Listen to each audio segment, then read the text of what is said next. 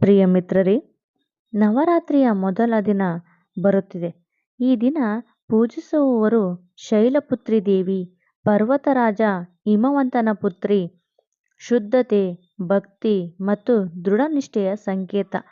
ಇವಳ ಕತೆ ಕೇವಲ ಪೌರಾಣಿಕವಾಗಿಯೇ ಅಲ್ಲ, ನಮ್ಮ ಜೀವನಕ್ಕೂ ದಾರಿ ತೋರಿಸುವ ಶಕ್ತಿ ತುಂಬಿದುದು. ಬನ್ನಿ ಆ ಪವಿತ್ರ ಕಥೆಯನ್ನು ಕೇಳೋಣ.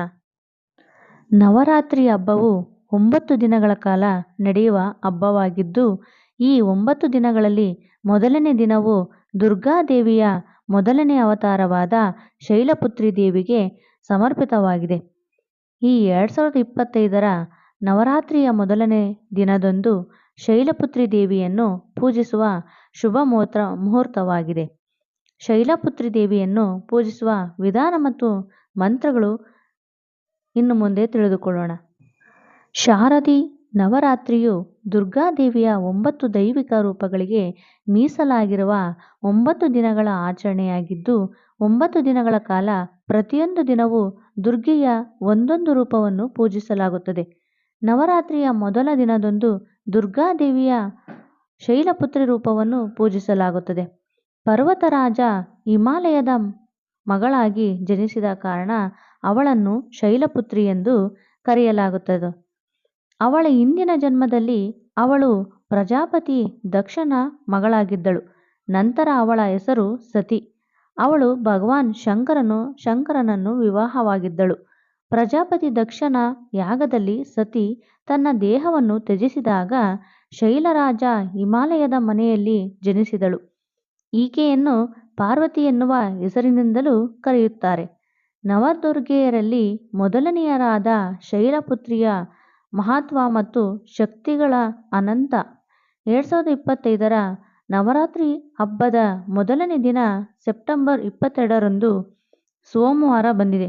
ಈ ದಿನ ಶೈಲಪುತ್ರಿಯನ್ನು ಪೂಜಿಸುವುದರ ಕುರಿತು ಮಾಹಿತಿ ತಿಳಿದುಕೊಳ್ಳೋಣ. ಈ 2025ರ ನವರಾತ್ರಿ ಮೊದಲನೇ ದಿನ ಶೈಲಪುತ್ರಿ ಪೂಜೆಗೆ ಶುಭ ಮುಹೂರ್ತ ಹೀಗಿದೆ. ನವರಾತ್ರಿ ಹಬ್ಬದ ಮೊದಲನೇ ದಿನವು ಸಾಂಕೇತಿಕ ಆಚರಣೆಯಾದ ಕಲಶ ಸ್ಥಾಪನೆಯೊಂದಿಗೆ ಪ್ರಾರಂಭವಾಗುತ್ತದೆ. ಕಲಶ ಸ್ಥಾಪನೆಯನ್ನು ಮಾಡಿ ದುರ್ಗೆಯನ್ನು ಪೂಜೆಗೆ ಆಹ್ವಾನ ಮಾಡಿದ ಬಳಿಕ ಆಕೆಯ ಮೊದಲನೇ ರೂಪವಾದ ಶೈಲಪುತ್ರಿ ದೇವಿಗೆ ಪೂಜೆಯನ್ನು ಸಲ್ಲಿಸಲಾಗುತ್ತದೆ. ಶೈಲಪುತ್ರಿ ದೇವಿ ಪೂಜೆಗೆ ಶುಭ ಮುಹೂರ್ತ ಹೀಗಿದೆ.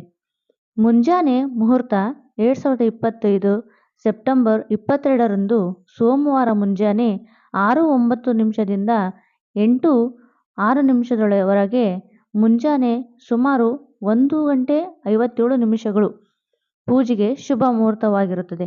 ಮಧ್ಯಾಹ್ನದ ಮುಹೂರ್ತ ಬೆಳಗ್ಗೆ 11:49 ರಿಂದ 12:38 ಶುಭ ಮುಹೂರ್ತ ಇರುತ್ತದೆ. ಈ ಶೈಲಪುತ್ರಿಯ ದೇವಿಯ ಕತೆ ಹೀಗಿದೆ. ನವದುರ್ಗೆಯರಲ್ಲಿ ಮೊದಲನೇ ರೂಪ ಶೈಲಪುತ್ರಿ ದೇವಿಯದ್ದು. ಈಕೆಯನ್ನು ಶುದ್ಧತೆ, ಶಕ್ತಿ ಮತ್ತು ಭಕ್ತಿಯ ಸಾಕಾರವೆಂದು ಪೂಜಿಸಲಾಗುತ್ತದೆ. ಅವಳ ಹೆಸರು 2 ಸಂಸ್ಕೃತ ಪದಗಳಿಂದ ಬಂದಿದೆ. ಶೈಲ ಎಂದರೆ ಪರ್ವತ ಮತ್ತು ಪುತ್ರಿ ಎಂದರೆ ಮಗಳು. ಹೀಗಾಗಿ ಅವಳನ್ನು ಹಿಮಾಲಯದ ಮಗಳು ಎಂದು ಪೂಜಿಸಲಾಗುತ್ತದೆ.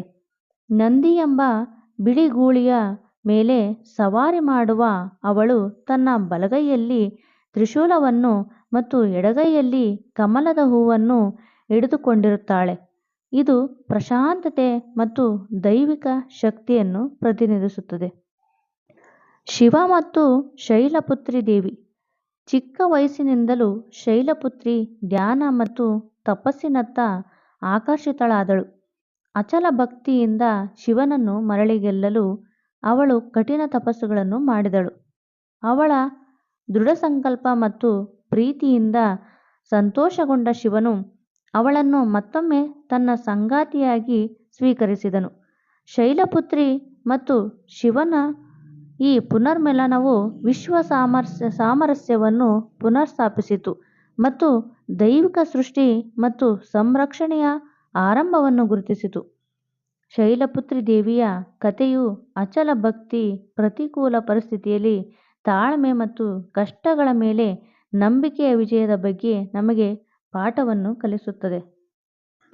ಶೈಲಪುತ್ರಿ ದೇವಿಯ ಪೂಜೆಯ ವಿಧಾನ ಮತ್ತು ಮಂತ್ರಗಳು ಹೀಗಿದೆ. ನವರಾತ್ರಿಯ ಮೊದಲ ದಿನದಂದು ಬೆಳಗ್ಗೆ ಬೇಗನೆ ಎದ್ದು ಸ್ನಾನ ಮಾಡಿ ಸ್ವಚ್ಛವಾದ ಬಟ್ಟೆಗಳನ್ನು ಧರಿಸಿ ನಂತರ ಪೂಜಾ ಸ್ಥಳದಲ್ಲಿ ಘಟಸ್ಥಾಪನೆ ಅಂದರೆ ಕಲಶ ಸ್ಥಾಪನೆ ಮಾಡಿ ಶೈಲಪುತ್ರಿ ದೇವಿಯ ವಿಗ್ರಹ ಅಥವಾ ಚಿತ್ರವನ್ನು ಸ್ಥಾಪಿಸಿ ಅವಳಿಗೆ ಅರಿಶಿಣ, ಕುಂಕುಮ, ಅಕ್ಕಿ, ಧಾನ್ಯಗಳು, ಬಿಳಿ ಶ್ರೀಗಂಧದ ಪೇಸ್ಟ್ ಮತ್ತು ಬಿಳಿ ಅಥವಾ ಕೆಂಪು ಹೂಗಳನ್ನು, ವಿಶೇಷವಾಗಿ ದಾಸವಾಳದ ಹೂಗಳನ್ನು ಅರ್ಪಿಸಬೇಕು. ಅವಳಿಗೆ ಬಿಳಿ ದಾಸವಾಳ ಹೂವು ಅಂದರೆ ತುಂಬನೇ ಇಷ್ಟವಾದ ಹೂವಾಗಿದೆ.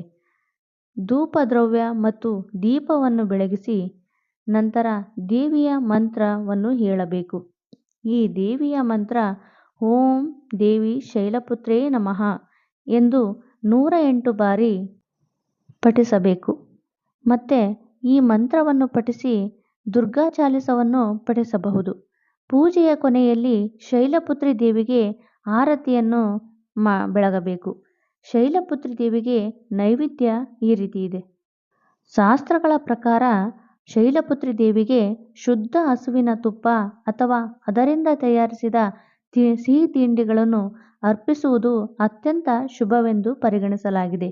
ದೇವಿಗೆ ತುಪ್ಪವನ್ನು ಅರ್ಪಿಸುವುದರಿಂದ ಆರೋಗ್ಯ ಮತ್ತು ರೋಗಮುಕ್ತ ಜೀವನ ದೊರೆಯುತ್ತದೆ ಎನ್ನುವ ನಂಬಿಕೆ ಈಗಲೂ ಇದೆ. ನೀವು ತುಪ್ಪದೊಂದಿಗೆ ಸಿಹಿ ತಿಂಡಿಗಳು ಅಥವಾ ಸಕ್ಕರೆ ಮಿಠಾಯಿಯನ್ನು ಸಹ ಅರ್ಪಿಸಬಹುದು. ಇದು ಶೈಲಪುತ್ರಿ ದೇವಿಯ ಪವಿತ್ರ ಕಥೆ. ಅವಳ ಆಶೀರ್ವಾದದಿಂದ ನಮ್ಮ ಜೀವನದಲ್ಲಿರುವ ಭಯ, ದುರ್ಬಲತೆ, ಸಂಕಷ್ಟಗಳು ದೂರವಾಗಿ ಧೈರ್ಯ, ಭಕ್ತಿ, ಶಾಂತಿ ತುಂಬಲಿ ಎಂದು ಆ ಶೈಲಪುತ್ರಿ ದೇವಿಯ ಬಳಿ ನಾವೆಲ್ಲರೂ ಕೇಳಿಕೊಳ್ಳೋಣ. ಪ್ರತಿ ಹೃದಯದಲ್ಲೂ ದೇವಿಯ ಶಕ್ತಿ ಅರಳಿ ನವರಾತ್ರಿಯ ಪಾವಿತ್ರ್ಯ ಎಲ್ಲರ ಜೀವನಕ್ಕೂ ಬೆಳಕು ತರಲಿ. ಜೈ ಮಾತಾದಿ. ನಿಮಗೆ ಈ ಕತೆ ಇಷ್ಟವಾದರೆ ನಮ್ಮ ಚಾನಲ್ಗೆ ಸಬ್ಸ್ಕ್ರೈಬ್ ಮಾಡಿ.